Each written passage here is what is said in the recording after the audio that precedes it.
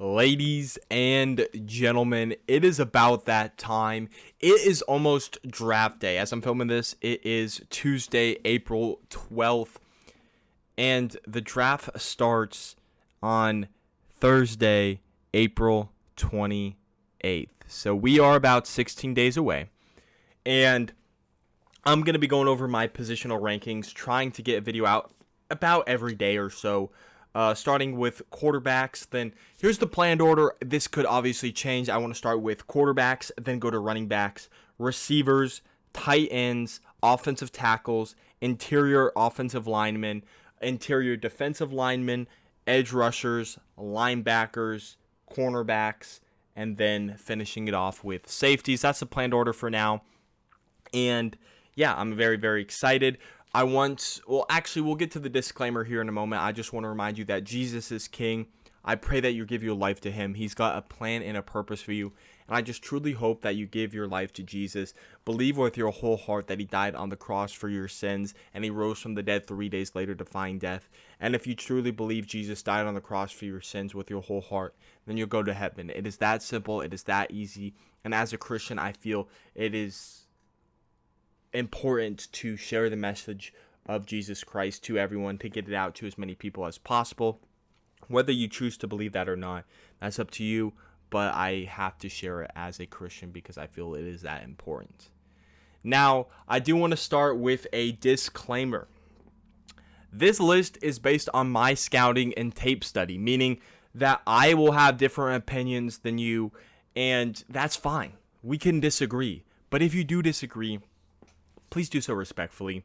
You know, everyone has opinions on what they're looking for in players, and they have different preferences and rankings than me. And if they do, that's fine. Just please do so respectfully. That is the biggest thing, is just disagreeing respectfully, because a lot of people, they call you idiots and stuff if you don't agree with them. But that's why these videos are so fun, is because people can disagree with each other and they can get a different perspective into what other people are thinking. So yeah, if everyone agreed with each other, the world would be boring. I just want to say that. It would be boring. And then finally, I will be doing an NFL draft stream on all 3 days, the 28th, the 29th, and the 30th, covering the draft, going over every single pick. I'm super excited. And on those days, I will have a top 20 ranking of each position, because these videos are only going to be top 10. I'll have a top 20 of each position, and then a whole big board of the top however many I get done, 200, 300. Up 300 will be the max, but we'll see if I get there. But it's going to be my whole big board that you can see and check out on a document there.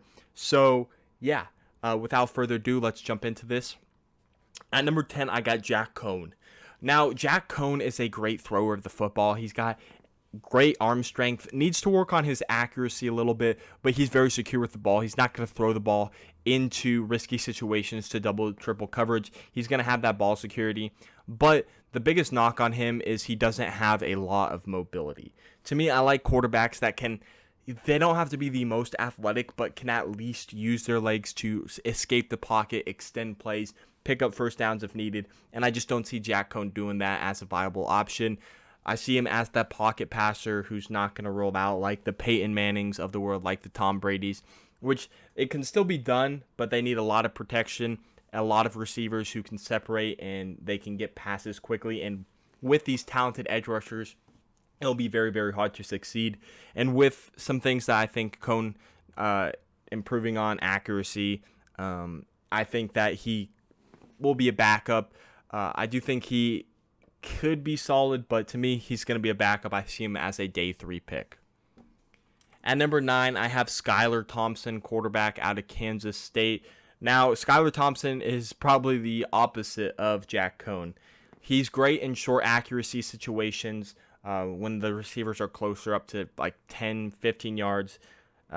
15 yards might be stretching it on the short part of the accuracy, but in short routes, he's very accurate. He does need to work on his deep ball, however, just dropping it, getting it where it needs to be, putting that accuracy on it. But he can get out of the pocket if he needs to. And he's also good at sitting in the pocket if he needs to stay in there. But his progressions are something that I think do need a little bit of work, because sometimes he'll stare down a receiver, and if it's not there, he'll take off and run, or sometimes he might force it. His arm strength is good. It's not great. So, maybe it's tough to say. Like, I don't want to diss the guy, but his arm strength isn't the greatest, but he does have that elite mobility to use his legs to pick up first downs if needed. Next up, we go to Caleb Ellaby, who I really like. I do think Caleb Ellaby, like Skyler Thompson, needs to work on his deep ball accuracy, but he is a solid decision maker and will, for the most part, not turn the ball over for you. He is a great mobile quarterback. He's great at juking the players out. And I do think, though, like Thompson, he does need to develop some skills like going through his progressions on the reads, making accurate throws, making smart throws, and working on that deep ball to push the ball down the field and take shots when needed to. But LB is one of those upside prospects who I really like. I don't think my Broncos will take a quarterback in this draft. Obviously, as a Broncos fan, I'm super pumped we got Russell Wilson. But say if we do take a quarterback in the draft as a backup for the future, I would like it to be Caleb Ellaby, or the guy who will be next on the list. I like Caleb Ellaby. I forgot to have been going over the stats, so if you want to see the stats and I didn't read them, make sure to go back and obviously look at the stats. During his time at Western Michigan, he had 420 completions on 661 attempts. He threw for 6,068 yards, 45 touchdowns, 11 interceptions, and a passer rating of 159.8. Another guy who I really like, who is my sleeper quarterback in this draft, is Bailey Zappe, quarterback out of Western Kentucky. In his only season with Western Kentucky, I believe they're the Hilltoppers. He had 475 completions on 686 attempts for 5,967 yards, 62 touchdowns, 11 interceptions, and a passer rating of 168.9. Now, obviously, this was with Western Michigan. He went to a JUCO before this, but his first full year of starting Division I, he was very, very solid. I think he's so underrated in this class. Obviously, this class isn't a super strong class of quarterbacks, but I do think he's still underrated. He's got very solid accuracy, and he's got a confident arm. He's confident in his arm and his ability to make the throws, which is something you really like to see in quarterbacks if they're using it the right way and they're not going to force stuff, which, he doesn't do too often. He's he's got arm strength that is decent, like Caleb Ellaby, like Skyler Thompson, or I would say like Caleb Ellaby and like Jack Coan. He's got solid arm strength. It isn't the greatest, but it's not a noodle. He can push the ball down the field if needed. I wouldn't really say he's a dual threat, though, in terms of mobility. I think he can pick up first down with his legs and extend the plays if he needs to, but it isn't the type like a Skyler Thompson and like a Caleb Ellaby where they're running with the football, where he's running with the football the whole time. But I do like Bailey Zappe.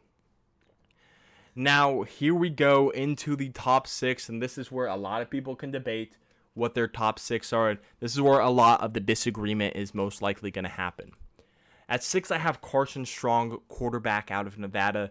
During his time with the Wolfpack, he had 852 completions on 1,251 attempts. He threw for 9,368 yards, 74 touchdowns, 19 interceptions, and 147.5 passer rating. Now, Carson Strong, hands down, has the best pure arm strength and is the best pure passer in this draft, and the arm talent is the best in this draft as well. But things that really bring Carson Strong down for me is that he seriously lacks mobility. He can't escape the pocket. He can't pick up first downs with his legs. He's got to stay in the pocket, which the now day and age of all these elite edge rushers that you see. I mean, you take a look at my Broncos, Bradley Chubb, Randy Gregory. You take a look at the rest of the AFC West, Khalil Mack, Joey Bosa. You got Chandler Jones, Max Crosby. Shoot, look at guys like Chase Young, Myles Garrett, TJ Watt. they're coming off the edge quickly, and I feel like it's almost an ability that is necessary to escape that rush and extend the play if needed. Something that Carson Strong really can't do. Something that hurts his draft stock in my opinion, but I do see him as a second-round pick. I do think a quarterback or a team will take a chance on him in the second round because there's not going to be this long-term financial commitment to them if, say, they have a early draft pick in next year's draft and they want to go draft a Bryce Young or a C.J. Stroud. But he makes smart decisions with the football, and he goes through his progressions really, really well, as you probably should as a pocket passer. So there are those abilities that are the upside. Just the mobility is the big knock that I do have on Carson Strong. Now, number 5 is one that I know a lot of people are probably going to disagree on me with, but it's Matt Corral. And don't get me wrong, I like Matt Corral, and I try not to knock him with his injury, as I do think he's making solid progress, and if a team is checking in on him and they feel confident with the medical, if they don't really plan on him starting this season, or even if they do, which I don't think they probably should, and they like the medical and they think he's going to be fine, why not take a chance on him? But I do think the other 4 quarterbacks ahead of him I would rather have personally, just out of my scouting. He's got excellent accuracy and ball placement, and he's smart with the football, going to make good decisions and not turn the ball over. He can improve on going through his progressions, though. Working through the progressions and finding the open receiver and not just staring down one receiver is something that he can improve on. His arm isn't the greatest, but it is solid, and he can push the ball down the field. But it's not going to be like the Patrick Mahomes, the Aaron Rodgers, all those elite arm strength quarterbacks in the NFL. And he does have his mobility used to extend plays, not the super rushing type of quarterbacks like someone who we'll get to later in Malik Willis, not like the Caleb Elbys, not like the Skyler Thompsons, the Lamar Jacksons of the world, but his athleticism is solid. During his time at Ole Miss, he had 614 completions on 912 attempts. He threw for 8,287 yards, 57 touchdowns, and 23 interceptions. He had a pass rating of 159.2. Matt Corral, I do think, will be a first-round pick. I saw a report today, I think it was by JPA Football, who's someone who I really like on Instagram and Twitter. Let me see if I can find what he said about him. I think it was that the Panthers are interested in taking him at 6. Was that what I saw? Matt Corral, Malik Willis, and Desmond Ritter are all visiting the Panthers today. I can't remember where I saw it, but I think it's that someone would not be shocked if Matt Corral was taken at 6 by the Panthers. Now, how much of that is real, as this is the time that smoke screens are going to be thrown out by all teams to throw people off, throw other teams off of what they're going to do. So we'll see what happens there. At 4, we got Sam Howell, quarterback out of North Carolina. Someone who I've been higher on than a lot of people throughout this draft process. If we remember back to the start of the season, preseason, NFL, preseason college, everyone had Spencer Rattler going first overall. And I had Sam Howell going first overall because I just wasn't a huge fan of Spencer Rattler. Obviously, Rattler's really fallen off. Sam Howell has fallen off a little bit, but I really do like Sam Howell. He's an accurate quarterback, but I do see misfires with his arm sometimes. Like, he'll release it too soon, he'll release it too late, causing a turnover. He goes through his progressions well, but sometimes he does force reads, so he can work on being more fluent with his progressions. Howell, he's a solid athlete, kind of like Matt Corral. He can pick up this first down with his legs, but he shouldn't be running constantly. You shouldn't design runs for him because he's not that running type of quarterback. But if his athleticism does require him to escape the pocket and pick up first downs, he can do that. He doesn't have an elite arm, but it's not a noodle. He can push the ball down the field like I've been saying with every other quarterback. I really like Sam Howell. I also see him as a first-round quarterback. Just so I don't keep repeating it over and over, Matt Corral, Sam Howell, and then the 3 guys ahead of him, obviously, I do all see as being first-round quarterbacks in this draft. During his time at North Carolina, he had 713 completions on 1,117 attempts. He threw for 10,283 yards, 92 touchdowns, 23 interceptions, and he had a passer rating of 164.2. At 3, I have Desmond Ritter. Desmond Ritter is a winner. I believe he never lost a game at home during his time with the Bearcats. He has solid accuracy across the field. Wherever he needs to throw it, he's got good accuracy. But I do think he needs to work on ball placement, getting the ball exactly where it needs to be, dropping it in the breadbasket on go routes, placing it out of harm's way for his receivers is something that he can develop and work on. He does need to work on his decision making somewhat. I don't think it is terrible. He makes terrible decisions, but definitely something that can be improved in the NFL. I don't think he's going to be a starter right away. I think he should potentially sit this season and develop under someone. This is just a prediction for me. I have Desmond Ritter going to the Pittsburgh Steelers in the first round, and I think sitting under Mitch Trubisky and learning would be very, very beneficial to Ritter, working on his progressions, working on his development, and then eventually taking over next season or when Trubisky is done. I believe he signed a 2-year contract. I could be wrong, but I do have Ritter going to the Steelers. That's just my prediction, and I just am throwing that out there. But he does have an elite arm, and he can use his mobility to his advantage to pick up first downs and extend plays. I could not speak there for a second. At number 2, I have Kenny Pickett, quarterback out of Pittsburgh. I think I forgot to read Ritter's stats or whatever. If you want to go see him, you can. Kenny Pickett is the most pro-ready quarterback in the NFL. Now, the biggest knock on him is his small hands. I believe they're 8.5 inches, which I do have bigger hands than Kenny Pickett. But, I wasn't a great quarterback, so maybe that's hand size. I really don't care about hand size. I don't think it matters that much. But I know my uncle, he has him off his draft board. Obviously, we're both Broncos fans, so we're not going to draft him anyway. But on his board, he would pass on Kenny Pickett because he does not like the small hand size that Pickett possesses. However, I don't really care personally. I think he has great ball placement and accuracy when he's throwing the football. He has improved tremendously on his progressions from 2020 to 2021. That's a big area of concern, and he really worked on that, and he looked solid, honestly. He doesn't have a great arm, but it's a good arm. There are no really elite arms in this class, in my opinion. I think there's good arms, great arms, but no elite arms in this class. And then he isn't the best athlete, but he can scramble. Obviously, I'm pretty sure we all know that fake slide that Kenny Pickett pulled off that got a rule change because of that. So, yeah, Kenny Pickett can use his legs if he needs to, but isn't a super mobile quarterback. During his time at Pitt, he had 10,045 completions on 1,674 attempts. He had 12,303 yards, and he threw for 81 touchdowns, 32 interceptions, and a passer rating of 136.3.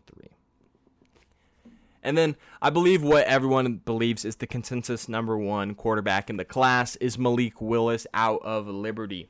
During his time with the Flames and a couple attempts with the Auburn Tigers, he had 388 completions on 618 attempts. He threw for 5,176 yards, 48 touchdowns, 18 interceptions, and a pass rating of 152.9. To me, Malik Willis, and I believe to a lot of people, he has the highest upside in the class. He has got those running skills, the ability to take off and run and just be that elite athlete on the ground, kind of like the Lamar Jacksons. But the thing I think is different about Lamar Jackson, because they're both very mobile, is his arm strength. I do think Malik Willis has a great arm, and he can throw the ball down the field and push it down the field. If put in the right situation, he does need to develop accuracy and decision-making with his arm, but he's got the arm strength, and that's there. And if you can develop him as a passer with the accuracy and with the mental of the good decision making, I think Malik Willis will be a really, really good quarterback combined with the mobility and the arm strength. However, if it is a risk, because if you don't develop him, that could be rough. But if developed correctly, he could be one of the better quarterbacks in the league. Personally, that's what I think.